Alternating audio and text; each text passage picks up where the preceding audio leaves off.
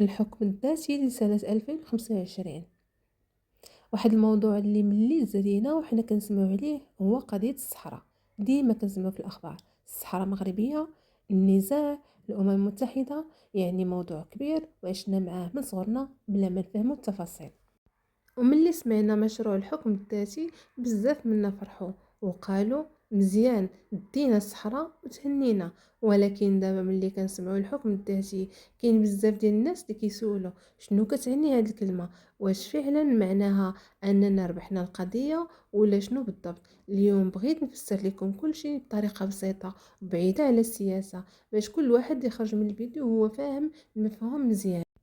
الحكم الذاتي ماشي استقلال وماشي تبعية تامة، ولكن هو واحد النظام اللي كيعطي الحرية في تسيير المنطقة معينة، ولكن تحت سيادة الدولة الأم. وبمعنى آخر المنطقة كتكون عندها الحق تسير الشؤون ديالها بنفسها، في التعليم، في الصحة، الاقتصاد وكذلك المشاريع. ولكن ما كتقدرش تكون دولة بوحدها، ما كديرش جيش خاص وما كتعاملش مع الدول الأخرى مباشرة، حيث هاد الأمور كيبقاو بيد الدولة المركزية. وهنا الفرق الكبير بين الاستقلال والحكم الذاتي. الاستقلال هو منطقة كتخرج من الدولة وكتولي دولة بوحدها، أما الحكم الذاتي فالمنطقة كتبقى تابعة للدولة ولكن عندها صلاحيات كبيرة في التسيير المحلي. مثلا في العالم كاين بزاف ديال المناطق عندهم نفس النظام، بحال كاتالونيا في إسبانيا وجزيرة صقلية في إيطاليا. كيديروا قوانينهم المحلية وعندهم برلمان ديالهم، ولكن كيبقاو تابعين للدولة الأم.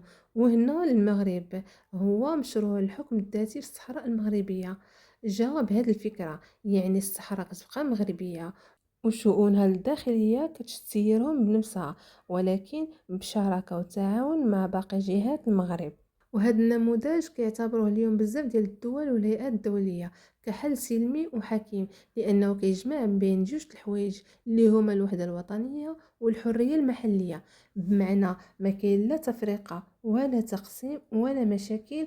وباش نقربها لكم اكثر، تخيلوا واحد العائلة كبيرة للوالدين مسؤولين هما المسؤولين عن القرارات الكبيرة، ولكن كل واحد عنده الحرية يسير حياته اليومية بطريقته بشرط يحترم قوانين الدار.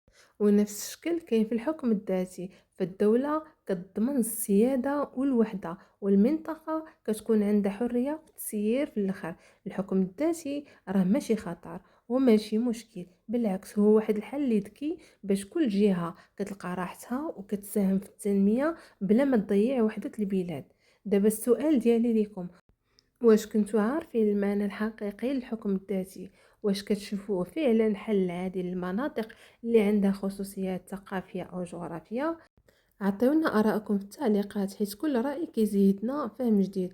ما تنسوش ديروا لايك واشتراك باش توصلكم المواضيع التوعوية وجديدة وبطريقة سهلة ومغربية مفهومة.